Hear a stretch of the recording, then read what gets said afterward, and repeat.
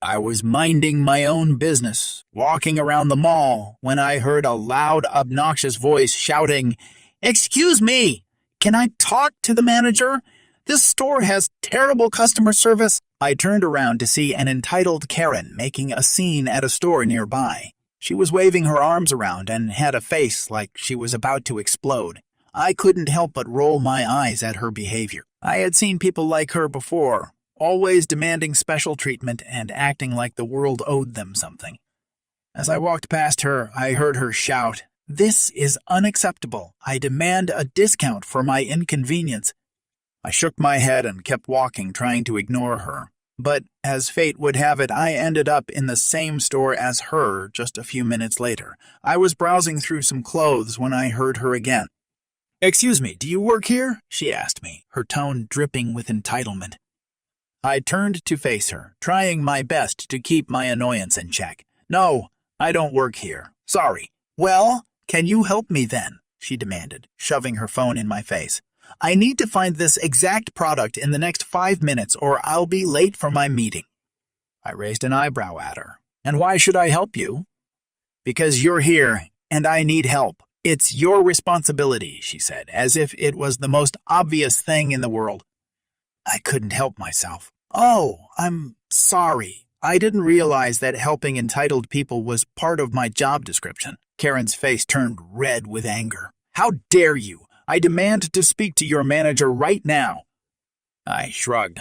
"Go ahead. They won't be able to help you find your product either." Karen huffed and stormed off. I couldn't help but feel a sense of satisfaction at shutting her down. As I was about to leave the store, I heard a commotion coming from outside. I walked towards the noise to see what was going on, and there was Karen again, screaming at another customer. "I demand that you give me your spot in line. My time is more valuable than yours." The other customer, a middle-aged woman, looked taken aback. "Excuse me, I've been waiting here for 20 minutes. I'm not giving up my spot." Karen crossed her arms. "Well, then you'll have to deal with the consequences," she said, her voice dripping with venom. I couldn't take it anymore. I walked up to Karen and said, "Excuse me, miss, but I don't think you understand how lines work. You can't just demand someone else's spot because you think you're more important." Karen turned to me, her face twisted in fury. "Who are you to tell me what to do?" "I'm just someone who's tired of entitled people like you ruining everyone else's day," I replied, my voice calm and even. Karen's eyes narrowed. "I have every right to be here and demand what I want," Karen yelled at me. "Actually, you don't. You're disrupting other customers and making a scene. It's not fair to them or the employees who have to deal with your unreasonable demands," I said, trying to reason with her. Karen took a step closer to me, her finger pointing at my face. "I don't have to listen to you. You're just a jerk who didn't want to help me. If you'd helped me, I'd have been long gone." Before I could respond, Karen's hand flew towards my face in an attempt to slap me. I quickly stepped back, avoiding the blow. The other customers in line gasped in shock, and the security guard rushed over to intervene. "Ma'am, you can't assault other customers," the guard said, trying to calm Karen down. "I was just defending myself against this rude person," Karen shouted, pointing at me. The guard turned to me. "Is this true?" I shook my head. "No, she tried to hit me because I called her out on her entitled behavior." The guard sighed. "Ma'am, I'm going to have to ask you to leave the store." I took a deep breath and tried to calm myself down. I didn't want to let Karen's behavior ruin my day. I decided to take a walk around the mall to clear my head. As I walked out of the store, I breathed a sigh of relief, thinking that I was done with Karen for good. But as I made my way through the parking lot towards my car, I saw her standing near the exit, her arms folded across her chest, waiting for me. My heart sank as I realized that this wasn't over yet. I tried to walk past her, hoping that she would ignore me and move on, but she stepped in front of me, blocking my path. "We're not finished yet," Karen said, her voice low and menacing. I rolled my eyes, feeling a surge of frustration. "What do you want now?" "You embarrassed me in front of everyone. I won't stand for that kind of disrespect." "I didn't disrespect you. I just called you out on your entitled behavior," I said, trying to reason with her. Karen shook her head. "You have no idea what it's like to be me. You don't know the kind of pressure I'm under. I have a high-powered job, and I have to deal with people like you every day. I don't have time for this nonsense." I raised an eyebrow. "So what do you want from me?" "I want you to go back to the store and grab me XYZ items that you refused to help me earlier." I was in shock by this outrageous entitlement of this Karen. I said, "No, lady, how can someone be this rude towards people and try to slap them and want them to do a favor at the same time?" She stood there looking at me. I thought she was finally convinced. "But no," she said. "Are you going to get the items or not?" I burst out laughing. "You're crazy," and went to my car to leave this place before she demands I babysit her children.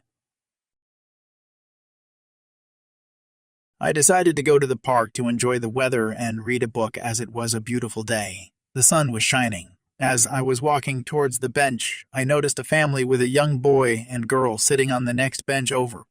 The boy was playing with a toy truck, and the girl was drawing in a notebook. I sat down and opened my book, but I couldn't concentrate because the boy was making loud noises with his toy truck. I tried to ignore it, but it became increasingly irritating. I decided to politely ask the mother if she could ask her son to keep the noise down. "Excuse me, ma'am, could you ask your son to keep the noise down? It's a little distracting," I said, smiling. The mother looked at me with a look of contempt. "How dare you tell my child what to do? Mind your own business." I was taken aback by her response. I didn't mean to offend her. I just wanted to enjoy my book in peace. I tried to explain myself. "I'm sorry, I didn't mean to upset you. I just wanted to—" Before I could finish my sentence, she cut me off. "I don't care what you want. My child can do whatever he wants. You're just a rude person trying to ruin our family time." I was starting to get frustrated. I couldn't understand why she was being so defensive. I decided to give up and go back to my book. However, the boy continued to make loud noises with his toy truck, making it impossible for me to concentrate. I tried to ignore it, but after a few minutes I couldn't take it anymore. I turned to the mother and asked her again, "Could you please ask your son to keep the noise down? I'm trying to read here." The mother looked at me with disdain. "I told you already. My child can do whatever he wants. You need to learn how to mind your own business." I was starting to lose my patience. "Excuse me, but I have the right to enjoy my time here too. I don't think it's too much to ask for a little bit of peace and quiet." The mother scoffed. "You're not entitled to anything. You're just a selfish person who can't stand a little bit of noise. If you don't like it, you can leave." I couldn't believe how entitled this woman was. I decided to stand up for myself. "I have just as much right to be here as you do. I'm not leaving because of your child's behavior. Maybe you should teach him some manners instead of being so defensive." The mother got up and started walking towards me with a menacing look in her eyes. "You have no right to criticize my parenting skills. You're just a lonely person who can't stand the sight of a happy family." I stood up, ready to defend myself if necessary. "I'm not criticizing your parenting skills. I'm just asking you to be considerate of others. And for your information, I'm not lonely. I'm perfectly happy being by myself. Now, please leave me alone." The mother got closer and closer, and I could see the twisted mama bear look in her eyes. "You're going to regret talking to me like that," she said, raising her hand. I quickly stepped back, ready to defend myself. "Don't even think about it," I warned her. She swung her hand at me, but I managed to avoid it. I grabbed her arm and twisted it behind her back. "You need to calm down before you hurt someone," I said, holding her in place. The mother struggled to get free from my grip, but I held her tightly. "Let go of me. You're hurting me," she yelled. I didn't want to hurt her, but I couldn't let her attack me. "I will let go of you if you promise to leave me alone," I said. The mother finally calmed down and nodded her head. I released her from my grip, and she stormed off with her children. I sat back down on the bench, trying to calm myself down. I couldn't believe what had just happened. I had never experienced anything like that before. I decided to pack up my things and leave the park. I didn't want to risk encountering the mother again. As a 25-year-old woman, I have experienced my fair share of entitled people, but nothing could have prepared me for the encounter I had with an entitled parent at my local coffee shop. Let me give you a little backstory about me. I grew up in a small town in the Midwest and moved to the big city after college to pursue my dreams of becoming a writer. I work part-time at a coffee shop to pay the bills while I work on my novel. I'm not the most outgoing person, but I enjoy people, watching and eavesdropping on conversations. It's how I get my inspiration. One afternoon, I was working behind the counter when I heard a commotion coming from the seating area. I looked up and saw a woman in her mid-40s with short blonde hair and a designer purse standing at the register yelling at my coworker. "I want a refund. This coffee is cold and the pastry is stale," she screeched. My coworker, who was new and clearly flustered, tried to explain that she could get her a fresh pastry and a hot coffee, but the woman wasn't having it. "I don't have time for this. I have places to be," she huffed, slamming her hand on the counter. That's when I stepped in. "Ma'am, we're more than happy to replace your order, but we can't give you a refund," I said with a smile. The woman turned to me, her eyes narrowing. "Do you know who I am? I'm a paying customer and I demand to be treated with respect." I rolled my eyes. "Here we go. I'm sorry, ma'am, but our policy is to replace the order, not give refunds. If you would like, I can get you a fresh pastry and a hot coffee," I said, trying to keep my cool. The woman huffed and crossed her arms. "Fine, but I want a discount for my trouble." I resisted the urge to laugh in her face. "I'm sorry, but we can't give discounts." The woman grumbled as I went to get her order. When I returned, she snatched the items from my hand and stomped off to the seating area. I thought that was the end of it, but I was wrong. About 10 minutes later, the woman stormed back up to the counter. "My daughter spilled her hot chocolate all over her dress because your cups are too flimsy. I demand you pay for the dry cleaning," she screeched. I looked over at the woman's daughter, who was about 8 years old and looked like a mini version of her mother. She was crying and had chocolate all over her dress. "I'm sorry that happened, but our cups are standard size and we can't be held responsible for accidents," I said, trying to be sympathetic to the girl. The woman snarled at me. "You're not sorry. You're just trying to get out of paying for my daughter's dress." At this point, I had had enough. "Ma'am, I'm sorry your daughter spilled her hot chocolate, but we can't be held responsible for accidents. We have a sign posted that says, 'Hot beverages. Please handle with care for a reason.' If you would like, I can give you a wet towel to clean her up." The woman glared at me for a moment before snatching the towel out of my hand and storming off again. I was relieved when she finally left, but it wasn't the end of the story.